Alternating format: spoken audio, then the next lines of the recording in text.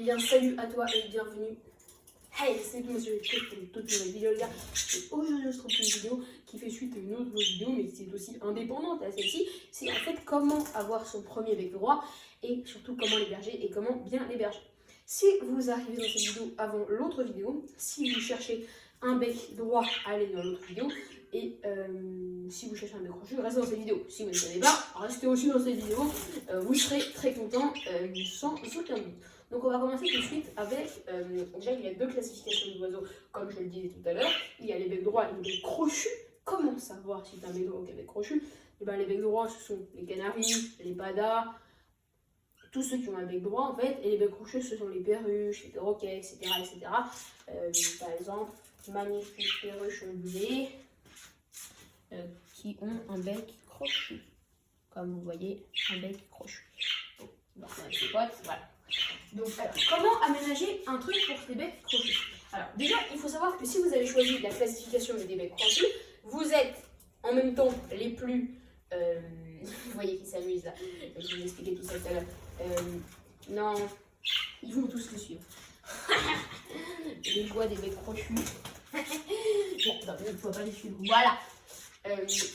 Vous avez choisi la classification d'oiseaux la plus, comment dire, pas la plus dure, mais la plus marrante à élever, mais la plus celle qui demande le plus d'attention et le plus de temps. Mais vous voyez que c'est pas du tout impossible d'avoir un oiseau, c'est tout simplement très faisable.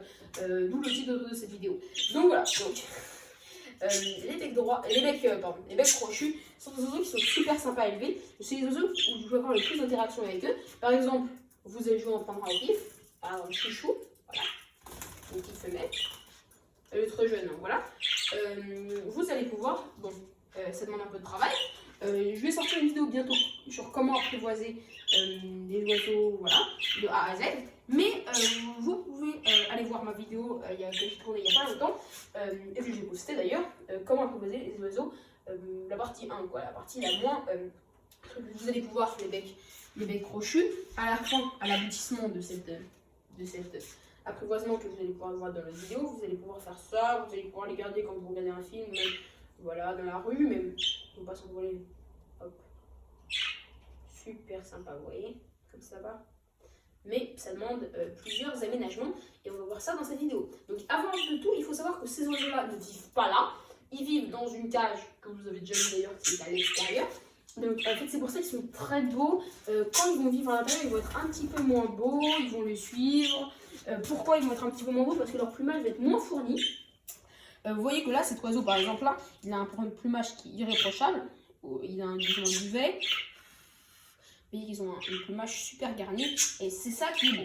Le plumage, c'est le pouvoir en premier chez l'oiseau. Excusez-moi. Donc voilà, donc, assez parlé. Et on n'a pas du tout agi, donc on va commencer tout de suite l'aménagement. Donc les becs crochus, en fait, c'est un oiseau qui ne vont pas trop voler. Bien sûr, ces oiseaux-là, ils vivent par centaines de milliers en Australie. Ils volent, ils font des bancs. La couleur originelle, c'est cette couleur-là. Clairement, c'est les verts. Voilà. Donc voilà. Vous pouvez débuter. Bon, la perruche ondulée, c'est un animal qui est vraiment grégaire. Qu'est-ce que ça veut dire être grégaire? Simplement, ce qui vit en groupe, tout simplement. Donc voilà, donc vous voyez qu'ils se papouillent, etc. Plus ils sont nombreux, plus ils vont avoir d'interaction. Après, vous n'êtes pas la maison de charité, j'ai envie de dire, et vous n'allez pas pouvoir prendre tout, même si c'est super sympa. Honnêtement, entre nous, 2 ou 5 oiseaux, ça ne change pas grand-chose, à part en quantité de nourriture. Alors, bien sûr, il n'y a pas beaucoup de bruit, même pas du tout. Vous voyez que le chant est assez agréable. Le stand de bruit de fond, c'est assez sympa. Voilà, donc là, ils sont en mue, voilà, si vous vous demandez. Donc, on va commencer la vidéo tout de suite. Donc en fait les oiseaux, les becs droits, c'est des animaux, vous voyez que là ils volent pas partout, si des becs crochus, ils auraient très peur de moi et même si c'est apprivoisé, ils voleraient partout. Donc ça c'est des becs crochus, voilà, qui vont rester là, qui vont jouer, qui vont, regardez si je te remets ça, ils vont monter dessus à coup sûr. Vous voyez, pendant que je vous explique, ils vont monter dessus à coup sûr, c'est des oiseaux qui aiment jouer, c'est des oiseaux qui montent dessus. C'est des oiseaux qui aiment vraiment jouer, donc c'est sympa. Ils montent pas dessus, voilà, un fail, voilà, s'ils montent dessus, vous voyez, ils aiment se balancer, ils aiment jouer, c'est super cool, voilà, vous voyez qu'ils peuvent s'agripper, ils ont une force incroyable. Voilà, donc on va commencer l'aménagement, les petits loups. Ok, donc on va les pousser un petit peu, on va les mettre sur mon épaule. Et on va commencer l'aménagement dès maintenant. Donc si vous voulez un nombre d'oiseaux à élever, on peut taper sur du 3. Pour commencer, 2-3 c'est pas mal. La perruche jolie, c'est pas un oiseau qui va s'élever seul. Hein. Surtout pas, excusez-moi, il est tombé. Surtout pas seul la perruche jolie. C'est un oiseau qui est vraiment très grégaire. Seul, il ne peut pas se laisser dépérir. Il y a plein de gens qui le font. C'est super mal de le faire. Vous voyez, dès qu'il y en a qui s'envolent, ils s'envolent tous. Non, tu vas pas. Je pourrais essayer. Voilà. Ils vont faire des petits clans, mais vous voyez que c'est super simple. Alors, voilà. Une fois que je les ai, oh là là. Bon, voilà. Voilà. Donc, maintenant qu'on a les oiseaux, on va pouvoir débuter l'aménagement de la cage. Alors, déjà la cage, bon là on est sur du 90 par 50 par 60. Donc c'est un bon volume pour des perruches relevées. Même si elles ne sont pas apprivoisées, mais vous allez réussir à les apprivoiser comme c'est ma vidéo. Même si elles ne sont pas apprivoisées, vous allez pouvoir devoir ouvrir la cage. Quand il n'y aura pas de fenêtre, vous voyez, il me mastique là. Vous fermez les fenêtres et vous les laissez se balader. Donc là, on peut taper, même, je suis honnête avec vous, ça peut convenir pour 6 ou 7 individus, même jusqu'à 10. Après, il ne faut pas que ce soit en surpopulation non plus, mais jusqu'à 10, ça peut être bon. Et Otto, arrête de faire du bruit. J'explique la vidéo et je vous explique comment vous aménager. Arrête, je te mets là.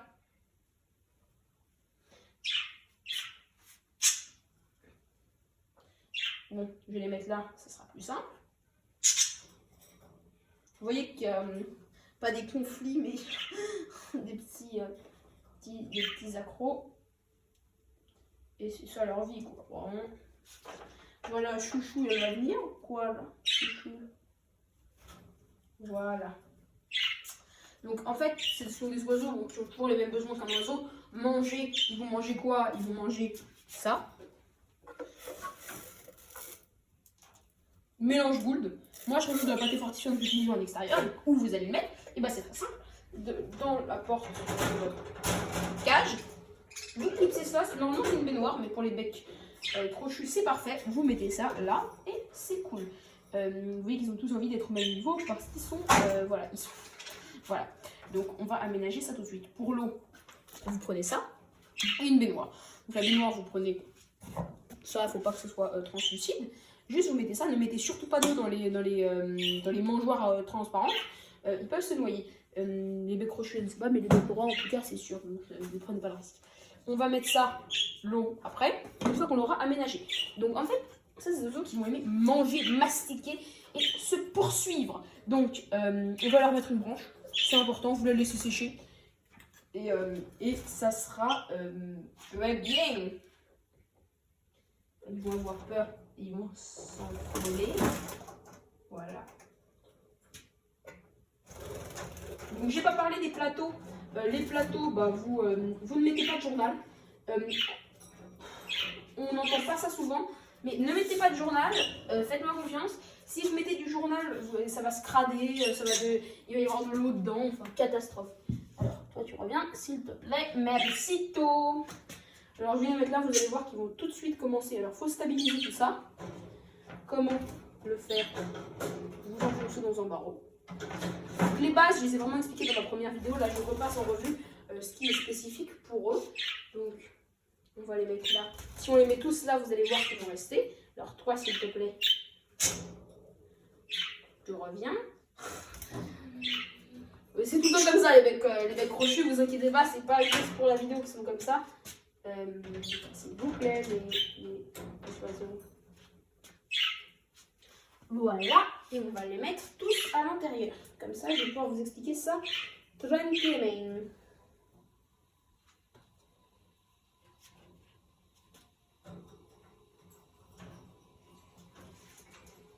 Pour attraper un oiseau, c'est très simple. Vous venez derrière, vous l'attrapez comme ça, et vous ne le tirez pas trop fort, mais un peu quand même pour le maintenir. Donc voilà, donc vous voyez que bon, le nombre, enfin, quand j'ai dit 10 tout à l'heure, non. 5 vraiment pour une cage comme ça peut être vraiment le maximum. On pourrait en mettre plus, mais bon, si vous voulez pas qu'ils soient en surpopulation non plus, vous pouvez le mettre ça. L'emplacement, c'est où? Devant une fenêtre avec du soleil. Et voilà, donc l'eau, on peut la mettre sur un barreau, ça se clip comme ça. Mettez-le près d'un perchoir, donc comme ça, en l'occurrence pas là, mais vous avez compris. Et voilà, vous mettez du calcium, c'est super important. Pourquoi? Et ben, le calcium, en fait, c'est ce qui va leur permettre de faire leurs plumes, etc., etc. Donc c'est vraiment essentiel. Vous le mettez comment? Soit par un os de sèche que vous accrochez avec un petit fil de fer, comme ça. Moi, je l'achète en plus gros lot, c'est mon frère, et c'est mieux, il y a plus de matière, tout simplement. On ne trouve pas ça partout. Ou alors, vous accrochez avec ce qui vous est fourni. Si vous n'avez pas ça, vous prenez ça. C'est plus riche et l'oiseau va mieux aller dedans. Voilà, c'est des billes, enfin des petits coquillages, voilà. C'est pas très cher. Et c'est indispensable. Pour le fond, on n'en a pas parlé. On met rien. On laisse comme ça et on nettoie l'éponge dans la douche. Voilà. C'est important. Ne mettez pas de copeaux. Pourquoi vous ne mettez pas de copeaux, vous me dites? Eh bien, c'est simple. Parce qu'il peut y avoir des poux, il peut y avoir de l'eau, ça peut s'agglomérer, c'est une catastrophe. En tout cas, moi, je trouve. À part pour en extérieur.